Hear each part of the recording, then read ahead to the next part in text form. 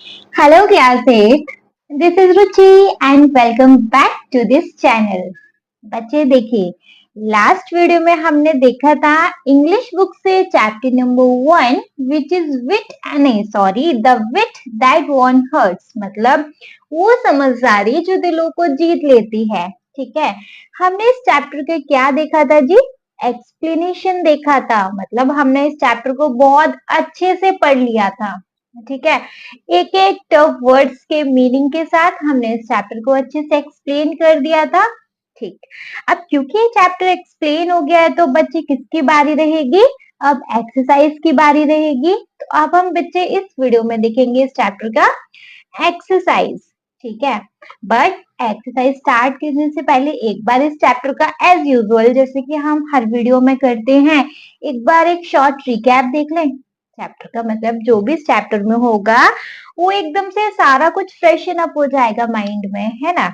अगर आपको उन सारी चीजों को डिटेल में देखना है तो भैया फिर आप लास्ट वीडियो चेकआउट कर लीजिएगा। ठीक, तो बच्चे इस चैप्टर का शॉर्ट रिकैप है। एक विजयनगर एम्पायर था, एक विजयनगर नाम का राज्य था जो कि जाना जाता था अपनी शान शौहरत के लिए, अपनी धन दौलत के लिए और अपने कल्चरल अचीवमेंट के लिए। ठीक है, वहां पे बहुत सारे राजा हुए, बहुत सारे फेमस राजा हुए, रेस्पेक्टेड राजा हुए। उनमें से एक राजा था कृष्णदेवा राय। ठीक है, जो कि बुद्धिमान और पावरफुल पावरफुल राजा था। उसके शासनकाल में, उसके शासनकाल को विजयनगर राज्य का गोल्डन टाइम कहा जाता था। ठीक है, ऐसा टाइम जहां पे आर्ट, लिटरेचर मतलब लिखने की चीज, और आर्किटेक्चर फ्लरिस्ड, मतलब ये सारी टैलेंट फ्लरिस्ड हो रहे थे, फल फूल रहे थे। A great patron of learning Krishnadeva Raya was not not अरे यार मैं इंग्लिश बोल रही हूँ, सॉरी सॉरी वहां पे वो जो राजा थे कृष्णदेवा राय, वो सिर्फ एक मतलब पावरफुल और फेमस योद्धा ही नहीं थे, बल्कि एक गिफ्टेड पोइट भी थे, मतलब वो एक अच्छे कवि भी थे। उनका काम, जैसे कि उनके एक स्टोरी अमुक्ता मालायदा और उनके एक संस्कृत ड्रामा जामवंती परयानम आज भी लोगों के द्वारा सराहा जाता है ना। उनके कृष्णदेव राय के जो दरबार था, उनके वहां पे 8 प्रसिद्ध कवि रहते थे, जिनको कि अष्ट दिग्गज भी बोलते थे। उनके दरबार में 8 प्रसिद्ध कवि थे, उनको अष्ट दिग्गज कहते थे। उन कवि में से 2 कवि ऐसे थे, आलासानी पैडाना और तेनालीरामा। ये 2 कवि ऐसे थे, वो जो लिटरेसी का लिखने का जो ट्रेडिशन है ना, उसको अपनी बुद्धिमानी से और बढ़ाते रहते थे और बेहतर करते रहते थे। लेकिन जो सिर्फ एक तेनालीरामा है, वो अपनी बुद्धिमानी और अपनी ह्यूमर, मतलब लोगों को हंसाने वाले टैलेंट्स के नाम से, टैलेंट की वजह से उन्होंने राजा के दरबार में एक स्पेशल प्लेस ले रखा था, एक स्पेशल जगह बना रखी थी अपनी कवि भी और एक विटी एडवाइजर की भी, है ना। वो क्या करते थे, वो ऐसी ऐसी प्रॉब्लम का सॉल्यूशन निकाल देते थे जिनका जिनका सॉल्यूशन निकालना बड़ा मुश्किल है, उसका बड़ा आसानी से, बड़ा चतुराई से सॉल्यूशन निकाल दिया करते थे, जिसकी वजह से उन्होंने उस राज्य में क्या एक अपनी अच्छी छवि बना ली, एक बिलव्ड छवि बना ली, सब उनको प्यार करने लगे इस वजह से। ठीक है, लेकिन अब आती है राजा की बात। अब जो राजा थे, जो बुद्धिमान राजा थे, उन्होंने एक मनमुटाव का एक मूवमेंट फेस किया। कैसे? उनका हो गया भैया रानी से झगड़ा। रानी कौन? तिरुमालम्बोल। ठीक है, और झगड़ा किस बात पे हुआ? एक अनइम्पोर्टेंट मैटर पे, एक बेतुके मैटर पे। राजा रानी ने भैया हफ्तों तक एक दूसरे से बात नहीं करी। एक्चुअली रानी तो करना चाहती थी, राजा ने लेकिन रानी से हफ्तों बात नहीं करी, एक शब्द बात नहीं करी। उन्होंने अपने फ्रस्ट्रेशन की वजह से रानी के पास महल में जाना बंद कर दिया। अब उस महल का राजा नहीं आ रहे, अब उनके एब्सेंस की वजह से महल का माहौल कैसा हो गया? जो एकदम से खुशनुमा कॉरिडोर थे, अब वो एकदम से शांत और एकदम से खाली खाली से हो गए थे। तिरुमालम्बर इस बात को लेके बड़ा दुखी रहती थी। उन्होंने हर मुमकिन कोशिश करी इस इशू को, इस मैटर को सॉल्व करने की, लेकिन वो नहीं कर पाए। अब उनके पास कोई और रास्ता नहीं बचा था, उन्होंने फिर तेनालीराम की हेल्प ली। तेनालीराम कौन? जो एक ब्रिलियंट और एक विटी पोइट थी, है ना। तेनालीराम ने उनकी बात को बड़ा शांति से सुना। रानी एक एक करके याद कर करके अपना पूरा इंसिडेंट डिटेल में बताने लगी। क्या बता रही है? भैया आपके राजा ने एक पोयम लिखी थी, आपके राजा ने, वो मतलब थोड़ा कपकपाती सी आवाज में बता रही है, लेकिन वो जो पोयम थी बड़ा अनक्लियर थी, है ना।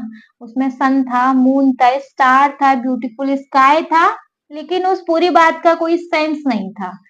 ठीक है। उन्होंने राजा ने आके मिनिस्टर को इस पोएम को सुनाने की कोशिश करी, तो उन लोगों ने तो भैया अवॉइड कर दिया, एक्सक्यूज देकर कुछ ना कुछ। जब देर शाम जब किसी ने नहीं सुनी तो वो मेरे पास आए कि मुझे सुना दें, लेकिन मैं इतना थकी हुई थी कि मैं ना जमाई लेने लगी उनकी पोयम सुनते सुनते। जब उन्होंने मुझे पोयम सुनाना शुरू किया तो सिर्फ एक बार ही नहीं, कई बार। अब राजा को लगा कि मुझे उनकी पोयम पसंद नहीं आ रही, या मैं उनका डिसरिस्पेक्ट कर रही हूँ उनकी पोयम का, और वो गुस्से में वहां से चले गए। तब से वो मुझसे बात नहीं कर रहे हैं। और मुझे पहले पता होता है कि ऐसा हो जाएगा तो मैं कोई और दिन ढूंढ लेती, है ना। तेनालीराम प्लीज मेरी मदद करो, अब तुम ही हो केवल एक जो राजा को समझा सकते हो। तेनालीरामा ने कुछ सोच समझकर सिर हिलाया और उन्होंने बोला, ठीक है महारानी जी, अगर आप चाहते हो तो मैं इस मैटर को सॉल्व कर दूंगा, लेकिन इस ये ऐसे नहीं सॉल्व होगा। इसके लिए थोड़ा सा एक अप्रोच लगेगी, वेल प्लान, मतलब सोची समझी एक प्लानिंग करनी पड़ेगी। उसके लिए मुझे थोड़ा सा टाइम चाहिए एक सही स्ट्रेटेजी बनाने का। अब क्योंकि क्वीन के पास, रानी के पास कोई और होप नहीं बची थी तेनालीरामा के अलावा, मान गई, और उन्होंने उनका बड़ा-बड़ा शुक्रिया अदा किया, मतलब बहुत-बहुत उनका शुक्रिया अदा किया। अगली मॉर्निंग जब भैया कोर्ट फिर से लगा, वही सेम एक्टिविटी होने लगी, है ना। वहां का फिर डिस्क्रिप्शन दिए रखा है कि वहां जो पिलर थे, ऊंची-ऊंची छत तक पिलर लगे हुए थे, बहुत डिटेल उन पे पिलर्स पे डिजाइन बनी हुई थी। जो धूप थी मतलब वहां पे खुली हुई विंडो से धूप आ रही थी। फ्लोर पे वो जो दरी या कालीन बिछी हुई थी, पहले से वो सजी हुई थी, और धूप उन पर और चमक डाल रही थी। इन सब के बावजूद भी वहां पे मतलब खूब चहल पहल का माहौल था, लेकिन फिर भी राजा थोड़े से टेंशन में थे। राजा अपने सिंहासन पे बैठे हुए बस थोड़ा सा सोच रहे थे। उनका ना मन तो खैर परेशान था ही, किस वजह से, है ना, क्योंकि उनका रानी से झगड़ा हो रखा था इस वजह से। ठीक है। कोर्ट में अब कोर्ट में डिस्कशन क्या चल रहा था कि जो धान की खेती है उसको और अपने राज्य में कैसे इम्प्रूव किया जा सकता है। सबके सब एक एक करके मिनिस्टर आइडिया दे रहे थे। कुछ आइडिया दे रहे थे कि भैया इरिगेशन नेटवर्क को बड़ा कर दो, सिंचाई के नेटवर्क को बड़ा कर दो। कुछ आइडिया दे रहे थे कि खाद अच्छा ले आओ, है ना। तेनालीरामा लेकिन वहां पे एक दरबार के कोने पे खड़े होकर चुपचाप ये सारा कुछ हंस के सुन रहे थे, है ना, हंस के सबको ऑब्जर्व कर रहे थे। फाइनली राजा ने तेनालीरामा को बुलाया। सब चुप हो गए, सबकी चटर पटर चुप। सब तेनालीरामा को देखने लगे। तेनालीरामा राजा के सिंहासन तक आए और अपने साथ एक प्लेट में थोड़ा धान के बीज लेकर आए। थोड़ा सा झुककर उन्होंने राजा को बोला, राजा जी मैं आपके लिए ना एक अलग टाइप के एक ना ये धान के बीज लेकर आया हूँ। ठीक है। सब लोग हंसने लगे उनकी ओवरऑल इस बात पर। एक था कि वो सबका मजाक उड़ाता था उस कोर्ट में, वो भी थोड़ा, मतलब सब लोग धीमे धीमे फुसफुसा फुसफुसा के ओवरऑल हंसने लगे। राजा भी थोड़ा अनइम्प्रेस था इस बात को लेके। राजा बोले ये क्या इलॉजिकल बात है ना। मतलब ऐसे ऐसी खेती के लिए तो भैया, मतलब धान की खेती के लिए तो स्पेशल टाइप का सॉइल चाहिए, खाद चाहिए, पेस्ट मतलब मतलब कीड़े मकोड़ों को मारने वाली दवा चाहिए।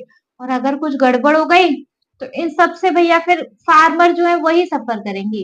रामा ने डाउट मतलब बिना टेंशन वाली एक स्माइल करी। रामा बोला हो सकता है आप सही कह रहे हो, लेकिन जो रियल इशू होता है ना वो बीजों के साथ नहीं होता, जो उसकी खेती कर रहा है उसके साथ प्रॉब्लम आती है। राजा बोलते हैं ये क्या बात है, अब तो और सब हंसने लगे, ये क्या बात हुई। तो अब बोलता है देखो, मतलब अगर इसको मतलब खेती जो बीज उगा रहा है उसको अगर मतलब वो प्रॉपर तरीके से खेती ना करे तो फसल कैसे अच्छी आएगी।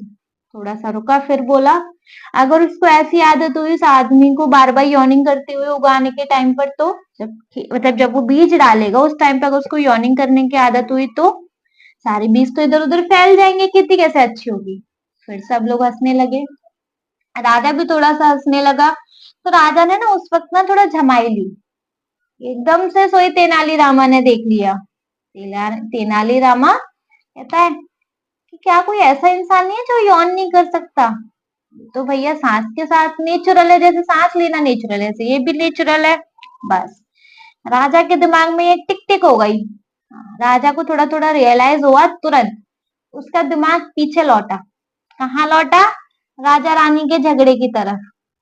यार मतलब थोड़ा सा उसको लगा, उसने तो जात कितना बुरी तरीके से रानी को डांटा यॉर्निंग करने के लिए। जब वो पोयम सुना रहा था रानी को, उसको लगा है उसने कितना बुरा व्यवहार किया है रानी के साथ, है ना। यॉर्निंग करना अगर उसे पहले पता होता कि डिसरिस्पेक्ट का साइन नहीं होता, तो वो रानी के जेस्चर को कभी पर्सनली नहीं लेता। अब वो थोड़ा सा रानी को लेके बुरा फील कर रहा था। उसी शाम राजा रानी के पास गया और थोड़ा सॉफ्ट सी बात में बोला, सॉफ्ट सी आवाज में बोला, तिरुमालंबल। उसने बोलना शुरू किया, मैं बेवकूफ था, मैंने कुछ ना ज्यादा ओवर रिएक्ट कर दिया। मैं अपने थोड़ा घमंड में ना अंधा हो गया था, मुझे माफ कर दो। रानी इस चीज को तो, इस मोमेंट को देखने के लिए तो कब से इंतजार कर रही थी भैया। रानी बोलती है, अगर आप चाहते हो तो ठीक है, हम इस झगड़े को खत्म करते हैं, चलो। लेकिन मैं तुम्हारी पोयम को बहुत चाहती हूँ उसको सुनना। ठीक है।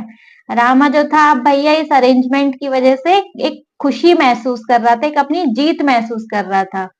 राजा रानी ने बाद में रामा को क्या दिया? एक वैल्यूएबल गिफ्ट दिया उसके इस काम के लिए। राजा रानी फिर से एक साथ हो गए और वो जो महल का माहौल था फिर से भैया खुशी और हंसी में बदल गया। क्लियर? ओके। देख लिया बच्चे इस चैप्टर का शॉर्ट रिकैप। सारा कुछ माइंड में, सारा कुछ ताजा तरोताजा हो गया नहीं? किस चैप्टर में क्या था, कैसे, मतलब कैसे तेनालीरामा ने रानी की हेल्प करी अपनी बुद्धि से, अपनी समझदारी से, और उन उन राजा और रानी का पैचअप करा दिया। ठीक है। अब क्योंकि उनका पैचअप हो गया, सारा एकदम हैप्पी एंडिंग हो गई, तो फिर देख लेते हैं अब इसका एक्सरसाइज। बच्चे एक्सरसाइज स्टार्ट होता है लेट अस डिस्कस के साथ। ठीक है। इसमें हम डिस्कस करेंगे rectify the following false statement from the text. देखो आपको यहाँ कुछ स्टेटमेंट दिए हुए हैं जो कि यहाँ पे गलत हैं। ठीक है। आपको इन सारी स्टेटमेंट को रेक्टिफाई करके लिखना है अपने टेक्स्ट से। ओके। ठीक है। चलो देखेंगे भैया इसमें ऐसी कौन सी स्टेटमेंट है जो गलत है, क्या है। फर्स्ट स्टेटमेंट चेक करेंगे। The queen insulted the king by speaking against the quality of his poem। मतलब इस लाइन में है कि जो रानी है, रानी ने किंग का इंसल्ट किया। कैसे? उसकी पोयम के बारे में कुछ भी गलत शलत अंट शंट बोल के। ऐसा कुछ किया था क्या? बताइए, ऐसा कुछ हुआ था क्या कि भैया जो रानी थी, रानी ने वो जो जब वो किंग उसको पोयम सुना रहे थे अपनी, तो उन्होंने इंसल्ट किया था रानी ने? ऐसा किया था क्या? जी नहीं। इवन एक्चुअली हुआ क्या था कि बस जब वो किंग जो थे उनको जब पोयम को रिसाइट कर रहे थे, पोयम सुना रहे थे उनको अपनी, तो ना वो उनको थकान की वजह से क्वीन को थोड़ा सा यॉर्निंग होने लगा, थोड़ा सा जमाई आने लगी, तो जिससे राजा को ऐसा लगा कि ये मेरी पोयम को डिसरिस्पेक्ट कर रही है, जबकि ऐसा कुछ था नहीं, बस वो एक मिसअंडरस्टैंडिंग थी। ठीक है। तो हम बच्चे इस स्टेटमेंट को करेक्ट करके कैसे लिख सकते हैं? The queen didn't insult the king or speak against his poem. जो रानी थी, रानी ने राजा की पोयम के बारे में कुछ भी गलत नहीं बोला, ना ही उनको इंसल्ट किया। She yawned due to exhaustion. मतलब वो बस थोड़ा सा झमाई लेने लगी थी एग्जॉशन की वजह से, मतलब थकान की वजह से। एग्जॉशन होता है थकान। ठीक है। Which the king misinterpreted as disrespect. जो कि मतलब जो कि राजा को लगा कि ये मेरी पोयम को डिसरिस्पेक्ट कर रही, सिर्फ उनको लगा, सिर्फ उनको ये मिसअंडरस्टैंड हुआ कि मतलब ये यॉर्निंग कर रही है, दैट मीन्स ये मेरी पोयम को डिसरिस्पेक्ट कर रही है। बट बच्चे एक्चुअली में ऐसा कुछ नहीं था। रानी ने उनकी पोयम को डिसरिस्पेक्ट नहीं किया था, बल्कि बस थोड़ा सा थक गई थी तो उस करके वो यॉर्न कर रही थी। ठीक है। समझ आ गया इसका मतलब? एक बार वापस से देख लेते हैं। The queen insulted the king by speaking against the quality of his poem. इस लाइन में है कि जो रानी है, रानी ने राजा को इंसल्ट किया और उसकी पोयम की क्वालिटी को खराब बताकर, जबकि ऐसा कुछ नहीं है। तो हम इस स्टेटमेंट को रेक्टिफाई करेंगे कि the queen didn't insult the king or speak against his poem, just she yawned due to exhaustion which the king misinterpreted as disrespect। Clear है? समझ आ गया? समझ आ गया तो इसका सेकंड पार्ट देखेंगे। Tenali Rama immediately went to the king and convinced him to talk to the queen।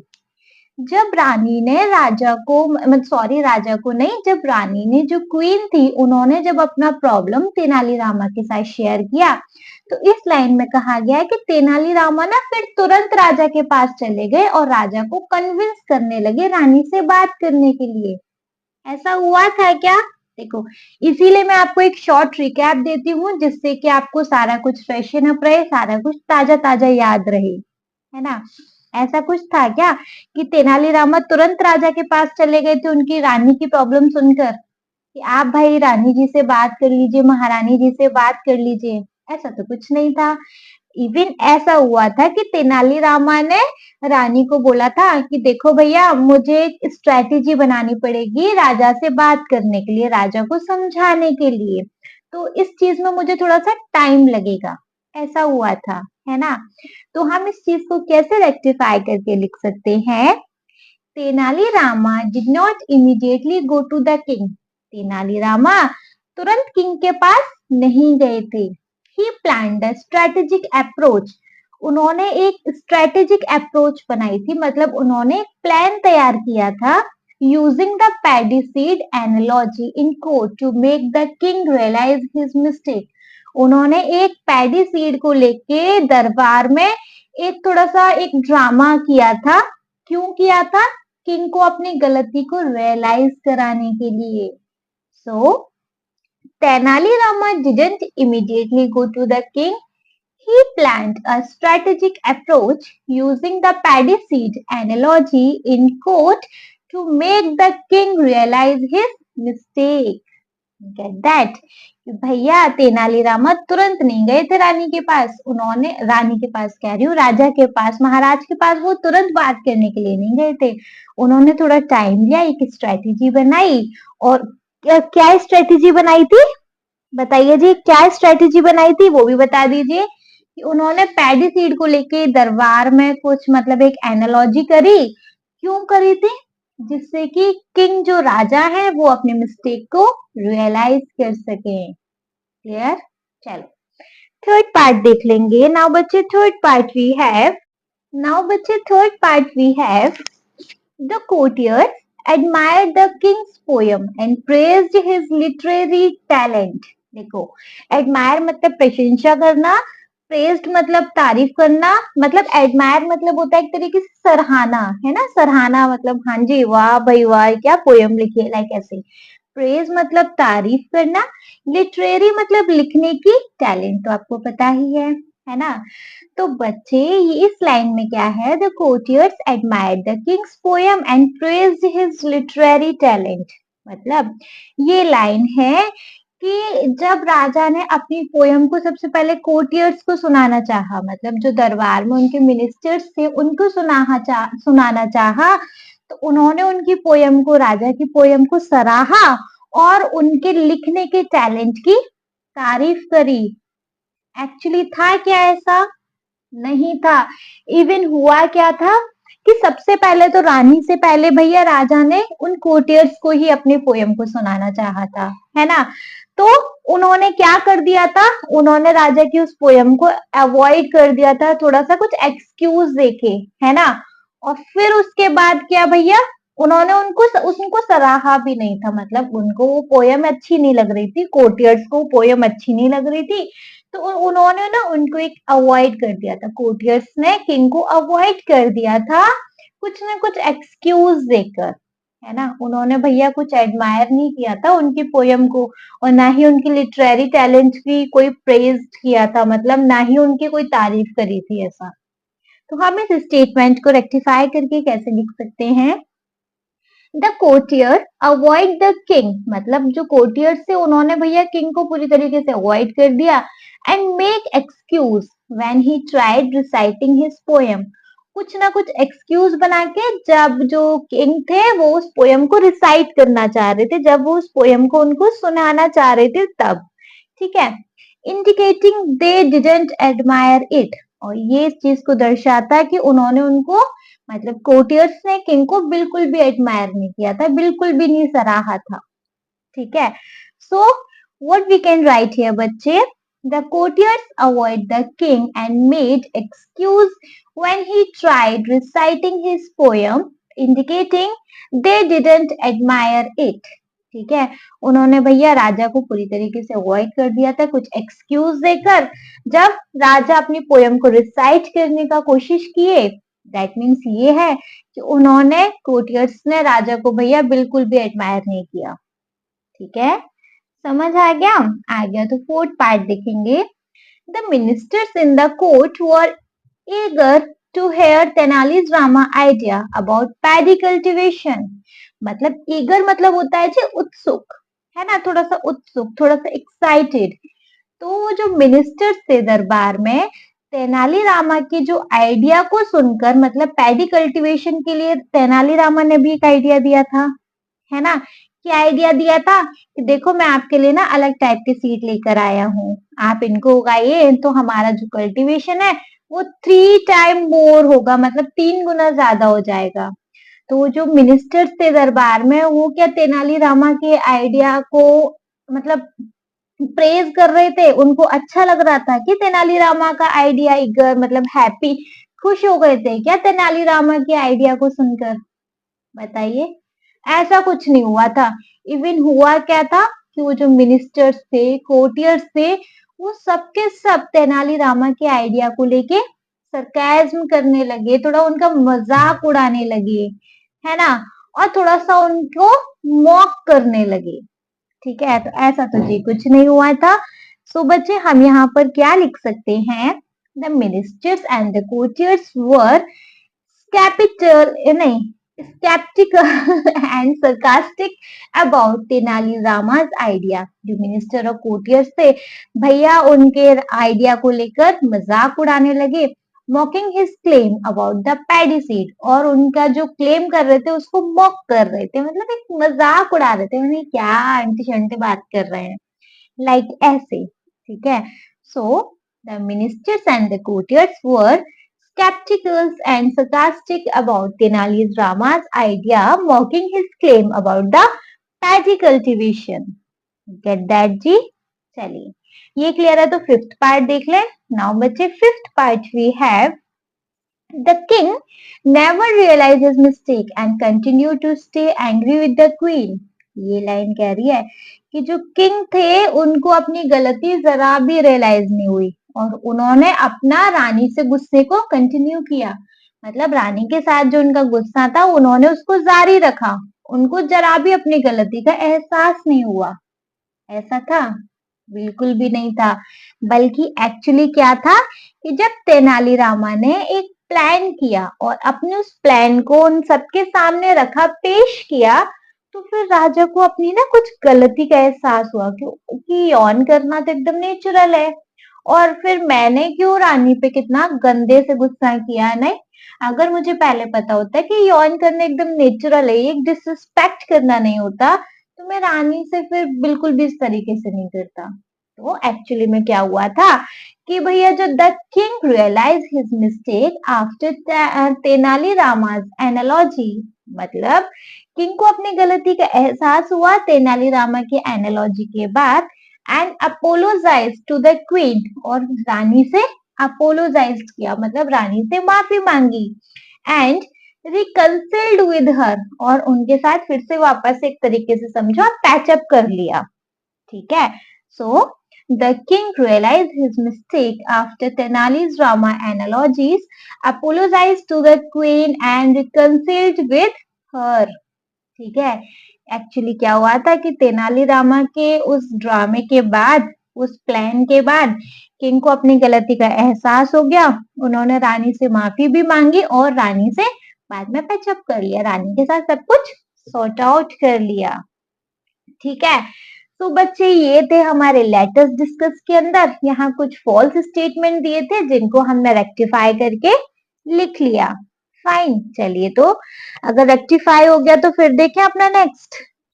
चलिए, नाउ बच्चे next topic we have let us thinks and reflect. कुछ सोचना है, उसको फिर रिफ्लेक्ट करना और फिर उसको लिखना है। सोच विचार कर लिखो एक तरीके से। ठीक है, फर्स्ट में है हमारे पास रीड द एक्सट्रैक्ट। एक्सट्रैक्ट मतलब ये paragraph and answer the question that follow. मतलब आपको ये पैराग्राफ पढ़ना है और इसके बिहाफ पर फिर क्वेश्चन के आंसर करने हैं। Get that? चलो, first para we have so the king thought I was disrespecting his poem. The king thought I was disrespecting his poem and stormed off. देखो बच्चे कौन सी लाइन है? ये वो लाइन है जब जो क्वीन है वो तेनालीरामा को अपना प्रॉब्लम बता रही है कि किंग को लगा कि मैंने उनकी पोयम को डिसरिस्पेक्ट किया और वो वहां से गुस्से में चले गए। स्टॉर्म्ड ऑफ मतलब गुस्से में चले जाना। Since then he has not spoken to me, और वो तभी से मेरे से बात नहीं कर रहे हैं। If I had known this would happen, I would never chosen another day. I would have chosen another day. अगर मुझे ये चीज पहले से पता होती तो मैं कोई और दिन चुन लेती उनकी कहानी को, मतलब उनकी पोयम को रिसाइट करने के लिए। Help me please Rama, Rama please मेरी हेल्प करो। Only you can help the king understand, केवल एक तुम ही हो जो राजा को अपने को समझा सकते हो। रामा नोडेड थॉटफुली, मतलब रामा ने सोच समझ कर ऐसे फिर सर हिलाया। If you like I will try my best to resolve this matter. अगर आपको सच में लगता है कि मैं आपकी कुछ मदद करूं, अगर आपकी ऐसी इच्छा है तो फिर मैं अपना बेस्ट देने की कोशिश करूंगा आपके इस मैटर को सॉर्ट आउट करने के लिए, सॉल्व करने के लिए। योर हाइनेस मतलब महारानी ji, but this need a well planned approach. लेकिन ऐसे ही जाके बात नहीं कर सकता मैं, थोड़ा सा मुझे एक प्लानिंग की जरूरत होगी, एक वेल प्लान्ड अप्रोच की जरूरत है।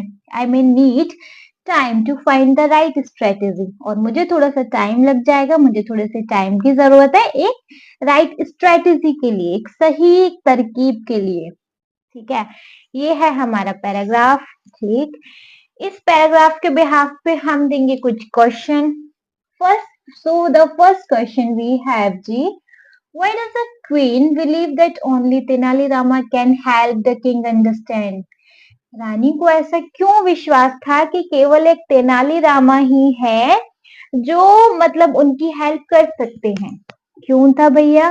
देखो, सबसे पहले तो ये कि तेनालीरामा ने अपना एक रेपुटेशन बना रखा था क्विक विट और मतलब क्लेवर प्रॉब्लम सॉल्विंग का। उनका एक रेपुटेशन था, वो एकदम चतुर थे, चालाक थे, है ना, थोड़ा सा बुद्धिमान थे और सारी प्रॉब्लम को बड़ा चतुराई से सॉल्व कर देते थे। इसी वजह से तो उनको राजा के दरबार में एक स्पेशल प्लेस भी मिला था। और सेकंड ये कि वो राजा के सबसे ट्रस्टेड एडवाइजर थे, मतलब राजा को वो इतने पसंद थे कि राजा ने उनको स्पेशल प्लेस दे रखा था। और सिर्फ यूं ही पसंद नहीं थे, क्यों पसंद थे? कि वो सच में बड़ा एक क्विक विट थे, मतलब कि बुद्धिमान थे, वो शार्प बुद्धिमान थे। वो सारी प्रॉब्लमों को ना ये चुटकियों में सॉल्व कर देते थे। ठीक है, तो रानी को पूरा यकीन था कि मेरी भी प्रॉब्लम ये सॉल्व कर देंगे, है ना। तो बच्चे हम यहाँ क्या आंसर लिख सकते हैं? The queen believes only Tenali Rama can help. Queen को यकीन था कि तेनालीरामा उनकी हेल्प कर सकते हैं, बिकॉज क्योंकि of his reputation for quick wit, क्योंकि जो उनकी रेपुटेशन थी अपने एकदम बुद्धिमानी की, क्लेवर प्रॉब्लम सॉल्विंग की, मतलब एकदम चतुराई से हर प्रॉब्लम को सॉल्व करने की, and is special place in the king's court, और उनका जो राजा के दरबार में स्पेशल प्लेस था एज अ ट्रस्टेड एडवाइजर। कैसा प्लेस था उनका राजा के दरबार में? स्पेशल प्लेस कैसा था? एक विश्वास वाला एडवाइजर का, मतलब वो ऐसी सलाह देते थे जिसपे राजा यकीन कर लेते थे। Who can influence the king subtly and effectively, जो कि राजा को बहुत अच्छे से, बहुत प्रभावी तरीके से समझा सकते थे, है ना। राजा के बड़े क्लोज थे वो, क्यों थे? क्योंकि वो एक ट्रस्टेड एडवाइजर थे, एक ट्रस्टेड पर्सन थे, उन पे विश्वास किया जा सकता था। So the queen believes only Tenali Rama can help because of his reputation for quick wit, clever problem solving and his special place in the king's court, a trusted advisor who can influence the king subtly and effectively. Get that? Clear है जी ये? ठीक है, चलो अगर clear है तो अपना second part देखेंगे, मतलब सेकंड क्वेश्चन देखेंगे इसका. Why does the queen statement, if I had known this would happen, I would have chosen another day, suggest about her feeling? बच्चे, ये जो क्वीन रानी का जो स्टेटमेंट है कि अगर मुझे पहले पता होता कि ऐसा हो जाएगा तो फिर मैं दूसरा दिन चुन लेती, कोई दूसरा दिन चूज कर लेती उनकी पोएम को रिसाइट करने के लिए.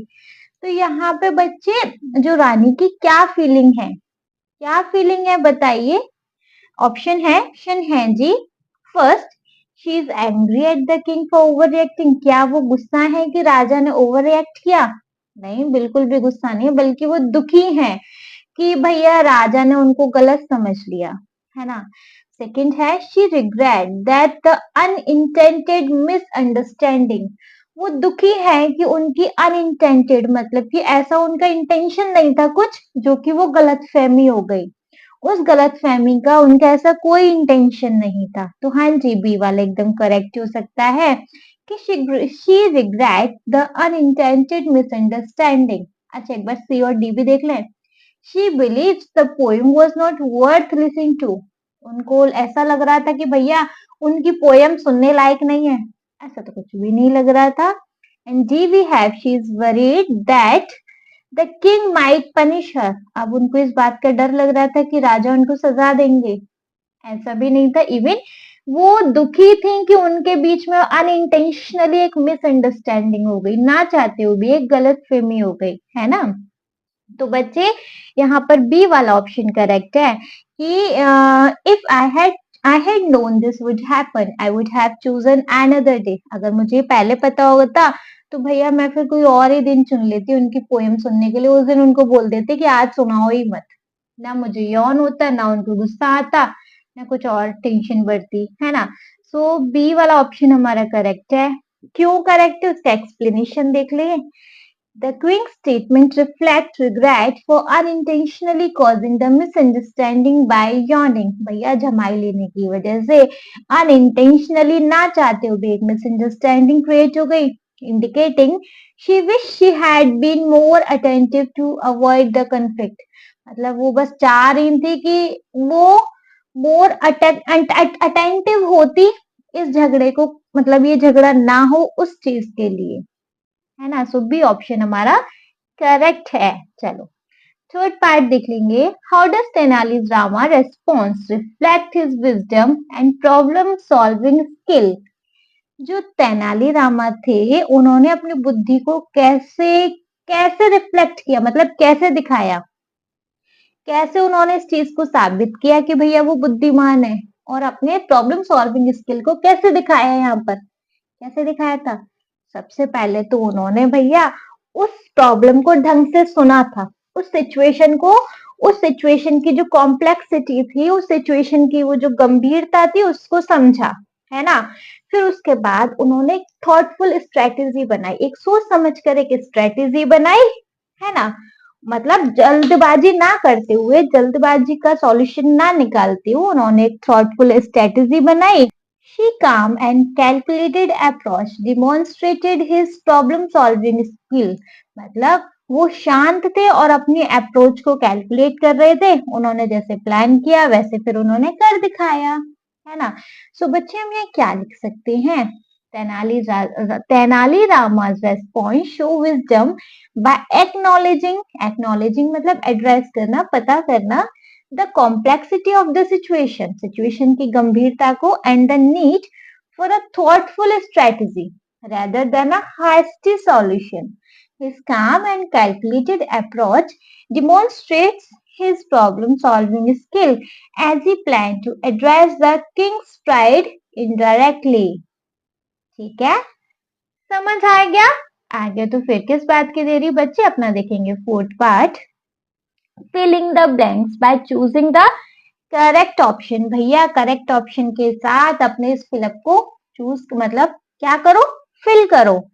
करेंगे तो the Kings reaction shows that he is sensitive and dash, मतलब जो किंग का रिएक्शन था वो क्या बताता है, जो किंग ने रिएक्ट किया वो क्या बताता है इन इस पोइट्री, पोइट्री में भैया अपना जो उनका रिएक्शन था वो क्या दर्शाता है, has a lot of faith या फिर टेक्स ग्रेट प्राइड, मतलब वो थोड़ा सा प्राइड में थे, मतलब वो थोड़ा सा अहंकारी, अपने वो कहते हैं ना अपने घमंड की वजह से उन्होंने उनको कुछ दिखा नहीं था, एक लाइन भी थी ना, तो टेक्स ग्रेट प्राइड, आंसर हम यहाँ क्या मेंशन कर सकते हैं, टेक्स ग्रेट प्राइड। क्लियर है, समझ आ गया?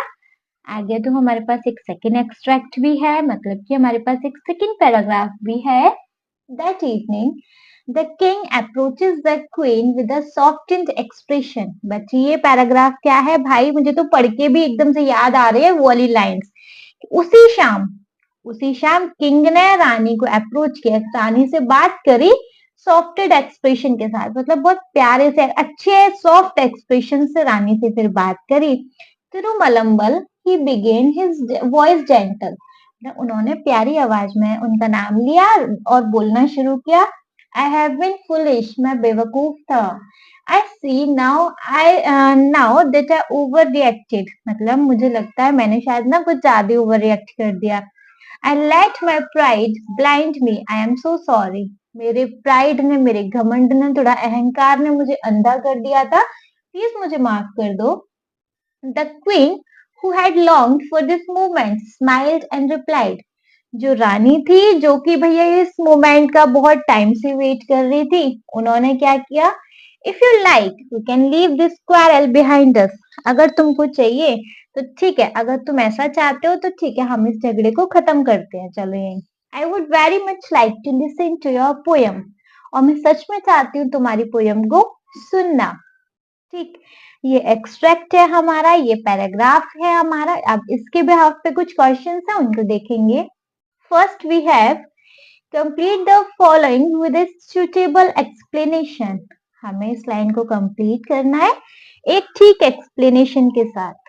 क्या है जी, when the king said I let my pride blind me, he means that, जब राजा ने कहा कि मेरे घमंड ने थोड़ा सा मुझे अंधा कर दिया था, तो इसका मतलब क्या है, इसका मतलब क्या है जी, बताइए। His excessive his excessive pride in his poetry caused him to misinterpreted the queen's yawning as disrespect, मतलब उनका जो हद से ज्यादा वाला घमंड था ना वो उनकी पोयम में, तो वो बच्चे उसने क्या कॉज कर दिया, उसकी वजह से क्या हो गया कि जो रानी की जो जमाई थी उन्होंने उसको क्या समझ लिया कि ये मेरी पोयम को डिसरिस्पेक्ट कर रही है, leading to an unfair reaction and the quarrel, जिसने कि भैया अनफेयर रिएक्शन दे दिया, जिसकी वजह से कि एक गलत रिएक्शन निकल गया राजा का और उससे झगड़ा हो गया। सो his excessive pride in his poetry caused him to misinterpret the queen's yawning as disrespect, leading to an unfair reaction and a quarrel.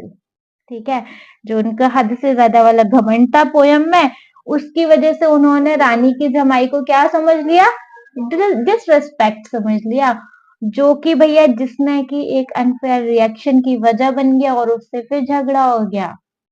Get that जी, समझ में आ गया, ये समझ में आ गया तो सेकंड चेक करेंगे। Now second question we have, अरे कहाँ गया, हाँ जी, why does the queen says if you like you can leave this quarrel behind us, मतलब रानी ने ऐसा क्यों कहा कि अगर तुमको चाहिए तो ठीक है, चलो हम इस झगड़े को खत्म करते हैं। क्यों था, क्योंकि बच्चे रानी तो यही चाह रही थी, रानी का तो मन ही यही था कि जो झगड़ा हो गया उसको खत्म करो, छोड़ो उसको, पीछे छोड़ो, है ना। वो इस चीज के वो इस चीज से उनको माफी दे रही थी और अपने जो रिलेशनशिप है उसको रिस्टोर करने का उनका डिजायर था, उनकी इच्छा थी। ठीक है, वो भी चाहती थी कि जो किंग है उनके साथ रिकंसिलेशन कर लें, पैचअप कर लें और अपना मतलब ढंग से रहें, तो रानी तो यही चाह रही थी वैसे भी, है ना। सो बच्चे what we can write here, The queen says this to express her willingness to move past the conflict. मतलब यहाँ पे ये जो रानी कह रही है, ये उनकी इच्छा से वो खुद चाहती हैं कि वो इस झगड़े को खत्म कर दें, इसको पास्ट में छोड़ दें. Showing forgiveness and the desire to restore their relationship. ये इस चीज को शो कर रहा है कि वो इस चीज को भूल गई, माफ कर दिया और वो इस रिलेशनशिप को वापस से ठीक करने की उनकी इच्छा थी. It also invites the king to agree to reconciliation. मतलब उन्होंने पैचअप करने के लिए किंग को भी खुद भी चाहा था, making it a mutual decision. मतलब वो भी चाह रही थी कि मतलब ये झगड़ा खत्म हो जाए. अब राजा भी चाह रहे हैं, तो वो अब इस चीज को एक म्यूचुअल डिसीजन बनाना चाह रहे थे कि दोनों की रजामंदी से ये झगड़ा हो गया जी, खत्म. ठीक है, बट हमारा चैप्टर खत्म नहीं हुआ, एक्सरसाइज खत्म नहीं हुई. फाइन, अपना थर्ड पार्ट देखेंगे. सो मतलब third question, filling the blanks by choosing the correct option from those given in the bracket. अपना फिलअप करना है. कैसे? कुछ ब्रैकेट्स में कुछ ऑप्शन है, उनकी हेल्प से. Fine. The king acknowledge that his pride. Acknowledge मतलब समझ गए. The king acknowledge that his pride cloud his judgment which shows intelligence and courage या मेच्योरिटी एंड सेल्फ अवेयरनेस. क्या आएगा जी इसमें? देखो, मतलब कि किंग समझ गए कि वो जो उनका घमंड था, उनका घमंड में जज्बे मतलब उनका जो जजमेंट था वो कैसा था. मतलब वो समझ गए थे. कैसे समझ गए? मेच्योरिटी एंड सेल्फ अवेयरनेस के थ्रू. उनको किसी ने जाके नहीं बोला ना कि तुमने गलत किया है. उनकी थोड़ी सी मेच्योरिटी और सेल्फ अवेयरनेस की वजह से वो समझ गए थे, है ना. सो ऑप्शन क्या करेक्ट रहेगा यहाँ पे? Maturity and self awareness. Get that. चलिए तो फिर फोर्थ क्वेश्चन देखेंगे. State any one characteristics that the queen's response to the king apology shows about her. मतलब यहाँ पे रानी का एक उनके नेचर के बारे में बताओ जब रानी ने राजा की एपोलॉजी को, मतलब राजा की माफी को स्वीकार कर लिया था, है ना. तो इससे आपको रानी के बारे में क्या पता चलता है? रानी के नेचर के बारे में आपको क्या पता चल रहा है? जैसे कि रानी ने तुरंत राजा की माफी को स्वीकार कर लिया और पैचअप करने के लिए रेडी हो गई थी, है ना. तो यहाँ पे क्या पता चल रहा है रानी के बारे में? कि रानी का जो नेचर था वो फॉरगिविंग नेचर था. मतलब जल्दी से भूल जाने वाला नेचर था, माफ कर देने वाला नेचर था, है ना. इसीलिए उन्होंने बड़े तमीज से, बड़े रेस्पेक्ट से राजा की माफी को स्वीकार कर लिया और क्या, express eagerness to move forward positively. और उन्होंने अपने ईगरनेस को, मतलब थोड़ा सा उत्सुकता को दिखाया कि वो भी खत्म करके सब बस आगे बढ़ना चाह रही हैं अच्छे से, है ना. सो बच्चे यहाँ हम क्या लिख सकते हैं? The queen's response shows her forgiving nature. यहाँ पे जो क्वीन का रेस्पॉन्स है वो दिखा रहा है कि रानी का फॉरगिविंग नेचर था. As she graciously accept the, जैसे कि उन्होंने जितने ग्रेशियसली राजा की माफी को एक्सेप्ट किया, accept the king's apology and express eagerness to move forward positively. Correct. The queen's response shows her forgiving nature as she graciously accepts the king's apology and express eagerness to move forward positively. Correct. ये था जी हमारा इसका answer. इसके साथ हमारा question 2 हो गया खत्म. हाँ जी, खत्म हो गया. चलो इसका फिर सेकंड पार्ट, मतलब सेकंड एक और है, आंसर द फॉलोइंग क्वेश्चन. कुछ क्वेश्चंस के आंसर करने हैं अब हमें. Why was the Vijayanagara Empire considered to be in its golden era during Krishnadeva Rai's reign? मतलब कृष्णदेव राय की शासनकाल में, जब तक कृष्णदेव राय का शासनकाल रहा, विजयनगर एम्पायर को गोल्डन एरा क्यों कहा जाता था? क्यों कहा जाता था भैया?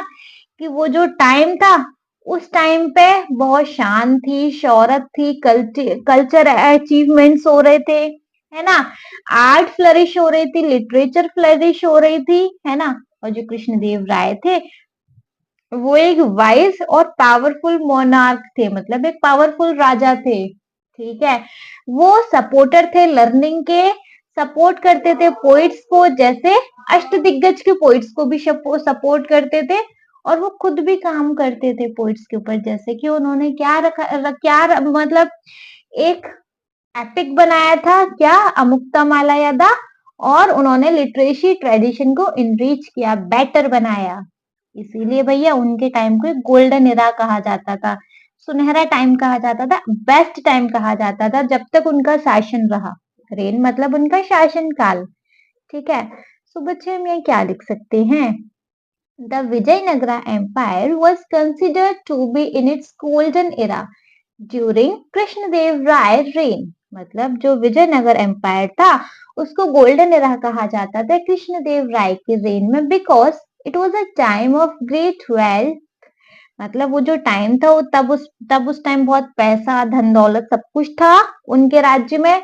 कल्चरल अचीवमेंट्स थे, मतलब वहां पे अचीवमेंट्स उपलब्धियां बहुत हो रही थी कल्चरल रिलेटेड, और आर्ट को फ्लरिश कर रहे थे, and flourishing art, literature and architecture.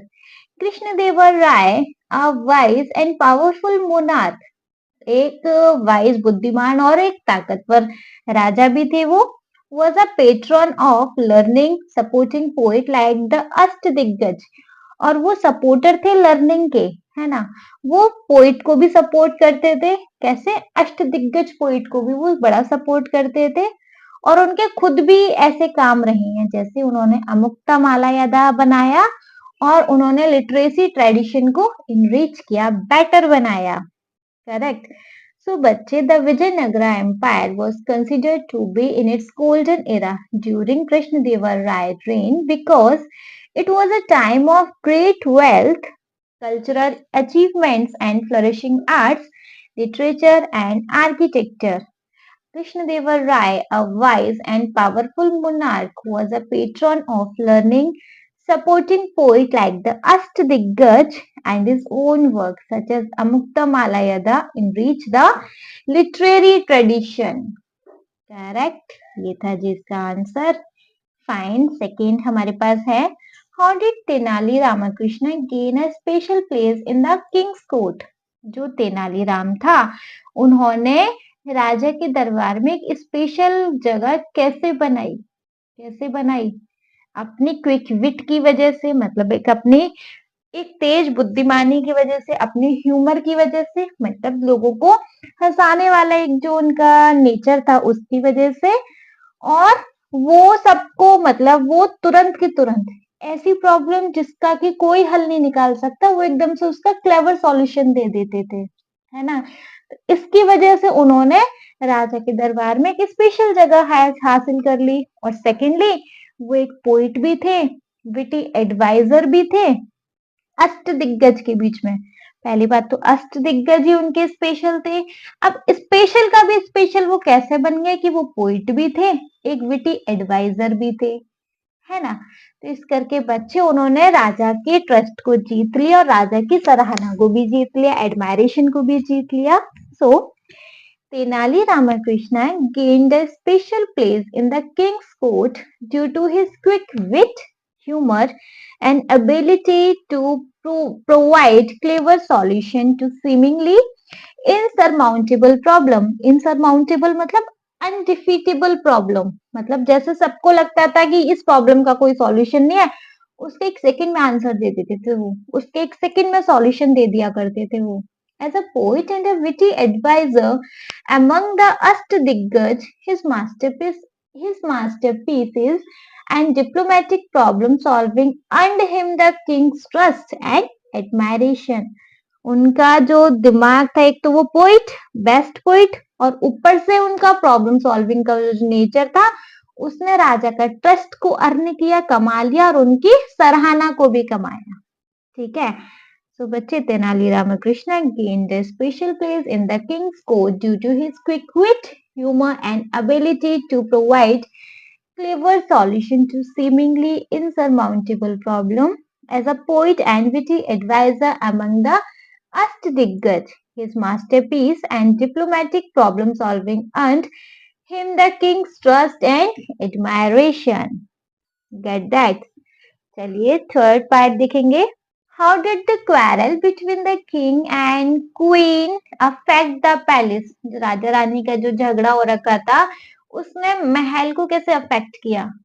कैसे अफेक्ट किया कि जो झगड़ा था उसने महल में ऐसी छाप छोड़ी कि भैया वो जो चीयरफुल कॉरिडोर से, मतलब जिन कॉरिडोर्स में चहल पहल हुआ करती थी वो एकदम शांत और अकेले हैं, अब खाली हैं एकदम से। और जो किंग का एब्सेंस है, अब किंग वहां पे नहीं आते तो भैया क्वीन से वो बात नहीं कर रहे हैं बिल्कुल भी। तो उसकी वजह से एक टेंस और एक सोम्बर एटमॉस्फेयर बन गया वहां का। जो वातावरण है, मतलब ओवरऑल वहां का जो मूड है सब खराब, सारा कुछ टेंस्ड है वहां पे। ठीक है, बड़ा मतलब टेंशन वाला माहौल बन गया है वहां पे। सो बच्चे, the quarrel cast a shadow over the palace, making the once cheerful corridor quiet and forlorn. Forlorn मतलब होता है जी lonely, खाली, है ना। The king's absence and refusal to speak to the queen created a tense and somber atmosphere, affecting the overall mood of the palace. ठीक है, कि भैया उसने उन लोगों के झगड़े ने ऐसी छाप छोड़ी कि जो मतलब चहल पहल वाले कॉरिडोर थे वो भी शांत और खाली रहते थे। अब क्योंकि किंग वहां आते भी नहीं थे, रानी से बात भी नहीं करते थे, तो इस वजह से वहां का जो एटमॉस्फेयर था बड़ा टेंसी सा हो गया था, जिसकी वजह से भैया वो अफेक्ट कर रहा था पूरे पैलेस के ओवरऑल मूड को। ठीक है, समझ आ गया। चलिए, समझ आ गया तो देखेंगे अपना क्वेश्चन नंबर 4। इसका क्वेश्चन नंबर 4 भी है, what strategy did Tenali Rama use to make the king realisation his mistake. मतलब जो तेनाली रामा की स्ट्रेटेजी थी, उसने मतलब क्या क्या स्ट्रेटेजी थी तेनाली रामा की कि जिससे राजा को अपनी गलती का एहसास हो जाए। बताइए जी, क्या स्ट्रेटेजी रही तेनाली रामा की। तो देखो, Tenali Rama used a metaphorical strategy by presenting a plate full of paddy seeds in court. मतलब तेनाली रामा ने एक स्ट्रेटेजी लगाई कि वो पैडी सीड को लेके गए एक प्लेट में राजा के दरबार में, claiming that could triple the yield. उन्होंने ये क्लेम किया कि ये जो बीज है ये 3 गुना फसल बना के देंगे आपको, है ना। When challenged, he suggested that the success depend on the sower.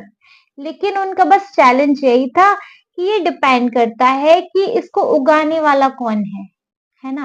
Humorously noting that yawning while sowing would scatter seeds unevenly. उन्होंने थोड़ा सा बताया कि वो जो बीज उगाने वाला है ना, अगर उसने यौन किया तो फिर सब जगह बीज बिखर जाएंगे, और जब बीज बिखर जाएंगे तो भैया फिर कैसे बात बनेगी।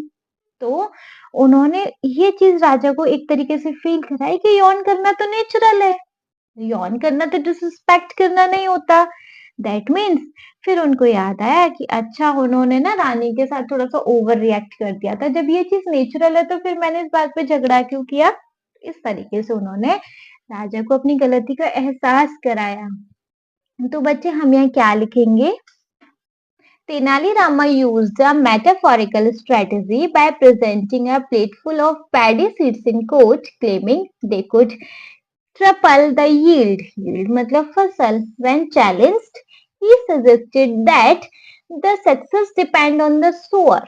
Sower मतलब जो बीज उगाने वाला उस पर डिपेंड करती है सक्सेस। लेकिन humorously noting that churning while sowing would scatter seeds unevenly. That this analogy prompt the king to yawn and realize that yawning is natural, not disrespectful, leading him to reflect on his overreaction to the queen. इसने भैया इस चीज पर reflect कर दिया कि उन्होंने राजा ने रानी पे कुछ ज्यादा ही ओवर रिएक्ट कर दिया था। इंटरेस्टिंग चैप्टर है ना।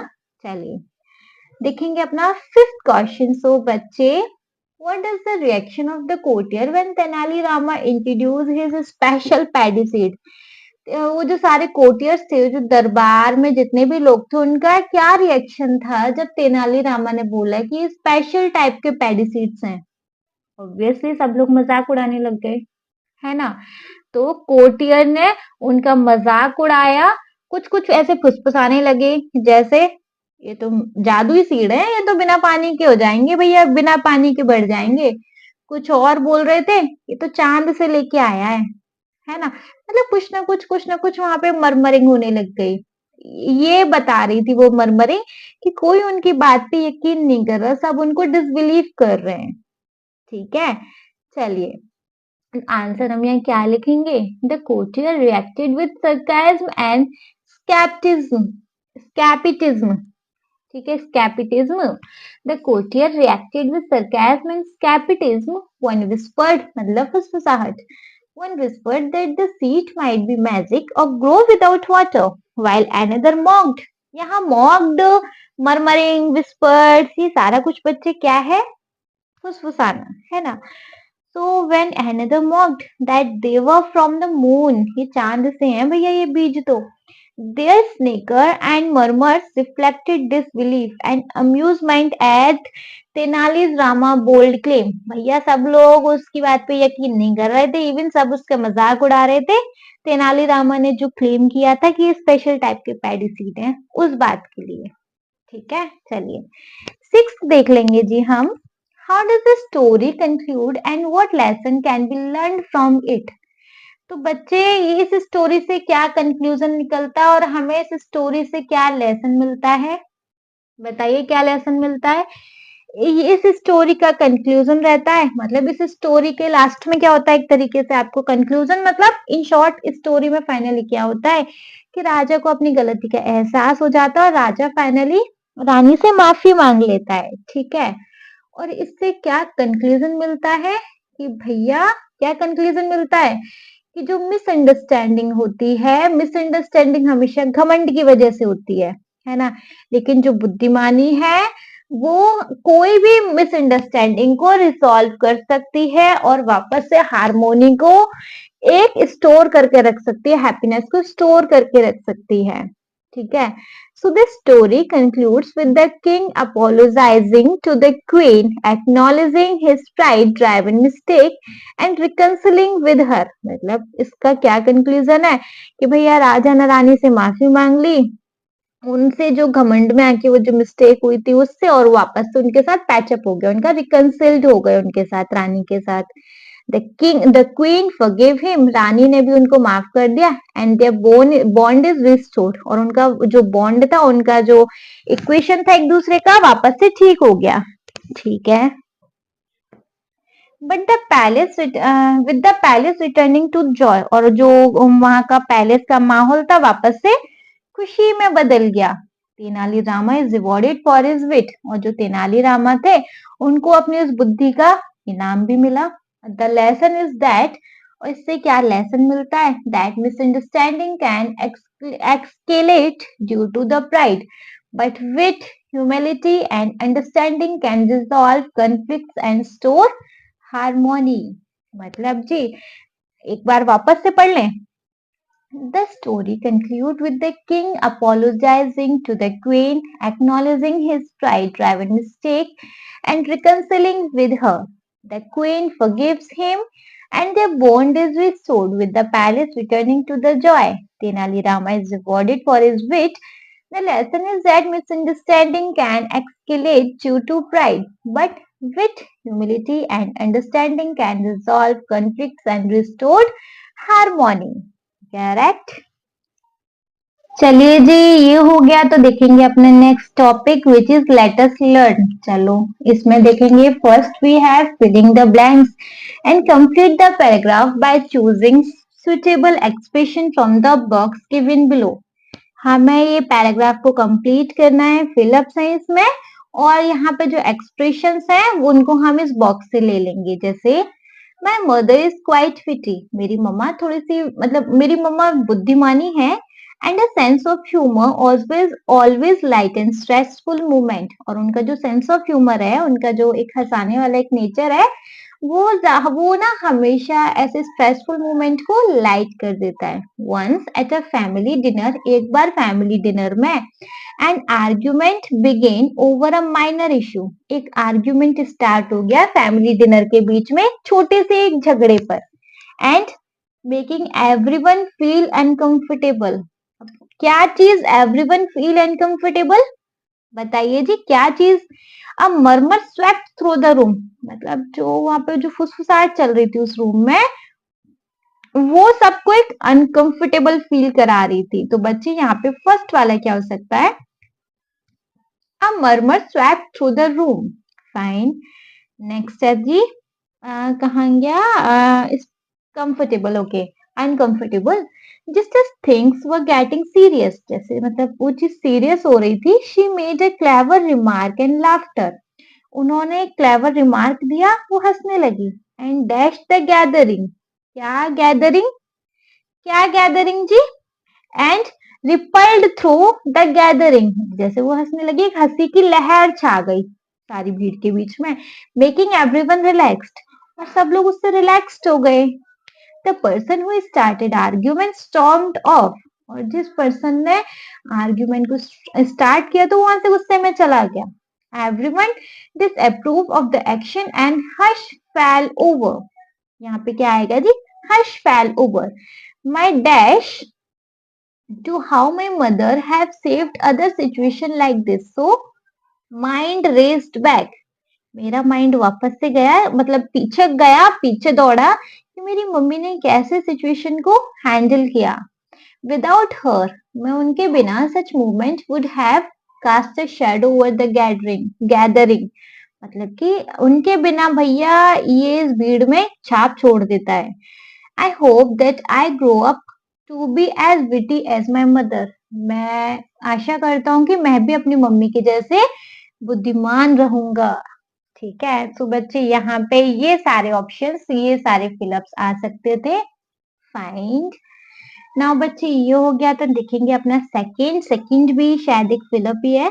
The writer use word like road, murmur in the text to indicate the sound produce, मतलब वहां पे जो साउंड हो रही थी जैसे कि रोड, एकदम से राजा रोर करके बोला कि तेनालीरामा साफ साफ बताओ तुम क्या कहना चाह रहे हो। मरमर, वहां पे उस रूम में मरमरिंग होना स्टार्ट हो गया था, साउट होना स्टार्ट हो गया था।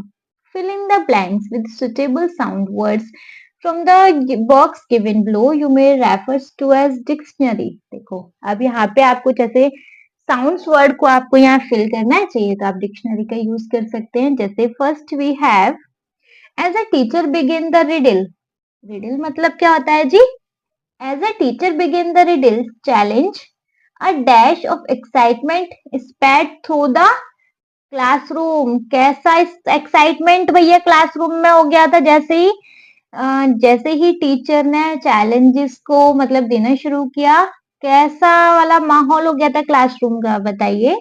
मरमरिंग, मरमर ऑफ एक्साइटमेंट था, साइड ऑफ एक्साइटमेंट था, गैप्स ऑफ एक्साइटमेंट था, स्निकर था, थर्ड था, ग्रोन था, रैटल था, रोड था या विस्पर्ड था।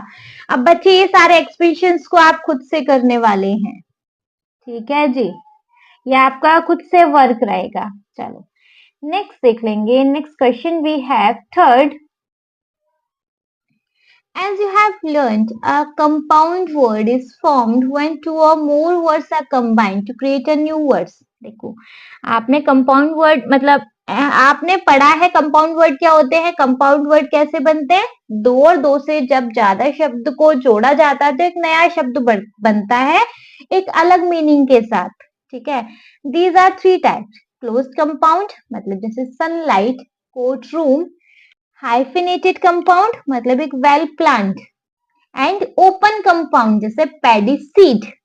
सो now here create new compound, आपको नए वर्ड्स बनाने by matching words in column one with these column in two. देखो कॉलम वन के साथ कॉलम टू से आपको क्या बनाना है जी, कुछ कंपाउंड्स बनाने हैं। जैसे कॉलम वन में बच्चे फर्स्ट है क्विक, क्विक क्या हो सकता है, जी वाला चेक कीजिए, विटेड है ना।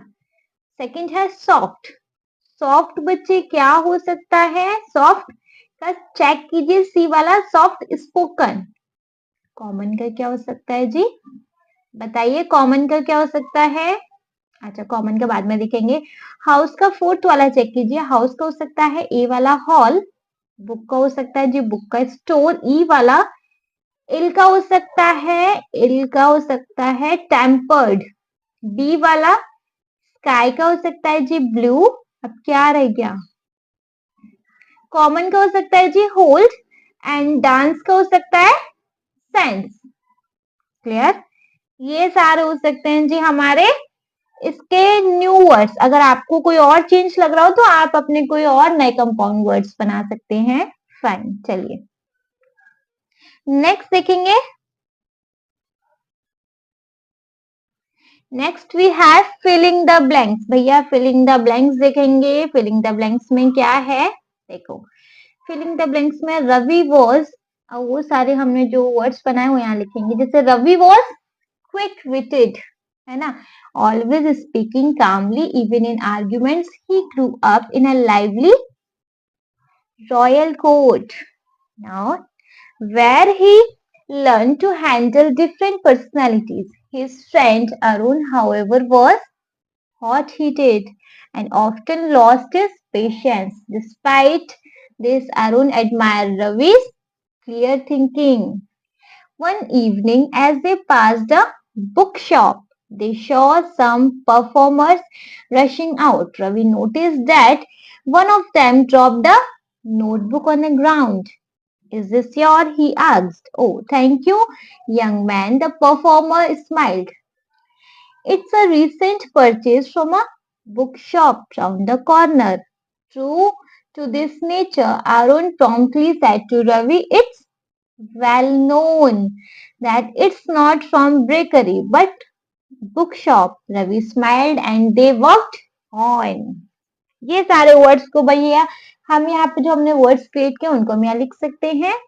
फाइन, ये हो गया। तो फिर देखेंगे अपना नेक्स्ट क्वेश्चन। ना नेक्स्ट क्वेश्चन है फोर्थ वाला, which is read the sentences from the text and the explanation given in the table below. Okay, sentence देखना है। If you like I will try my best to resolve this matter. Okay, ये है जी हमारा simple tense और present modal से बना है। एक्सप्लेनेशन क्या है, the condition in the if clause में और मे नॉट बी फुलफिल्ड। अरे इसमें करना क्या है, नीचे देखे ना, in sentence 1 if you like is the subordinate clause and I will try my best to resolve this matter is the main clause. Okay, subordinate मतलब वो कहते हैं ना वो, अरे यार जैसे first part and second class, subordinate clause और मेन क्लॉज आपको पता ही है, वो है identify subordinate and the main clause in sentence second and third. Second and third में बच्चे आपको सबऑर्डिनेट और मेन क्लॉज बताने हैं। सबऑर्डिनेट एक तरीके से सब्जेक्ट एंड मेन क्लॉज होगा जी हमारा, क्या होगा हमारा मेन क्लॉज, फाइनली वाला सब्जेक्ट। सो देखेंगे हमारे पास नीचे है, now match the subordinate clause in column 1 with the appropriate main clause in column 2 to make complete sentences। जैसे देखिए जी, if I had listened carefully I would have understood the poem। एक हो सकता है if the king had not been prideful he would have not quarreled with the queen। if Tenali Rama had not intervened the place would have remained forlorn। if the queen had not yawned, the misunderstanding would have not occurred। ठीक है, चलिए बच्चे देख लेंगे अपना next क्या है। Complete the following sentences appropriately with either the main clause or the subordinate clause। Your teacher will be unhappy if, खुद से करेंगे, आपकी टीचर अनहैप्पी होगी क्यों, अगर आप होमवर्क नहीं करेंगे। They would have caught the train, वो अपनी ट्रेन पकड़ लेगा if, वो जल्दी चला जाएगा तो, है ना, मतलब ये आप खुद से करेंगे। सिक्स्थ वाला है जी, complete the following sentences, one example has been done for you.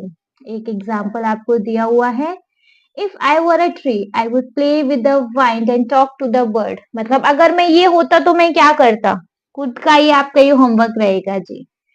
चलिए नेक्स्ट बच्चे, इस वीडियो में और ज्यादा कुछ है नहीं, मतलब इस एक्सरसाइज में और ज्यादा कुछ है नहीं। सो इसके साथ हो गया हमारे इस चैप्टर का दी एंड।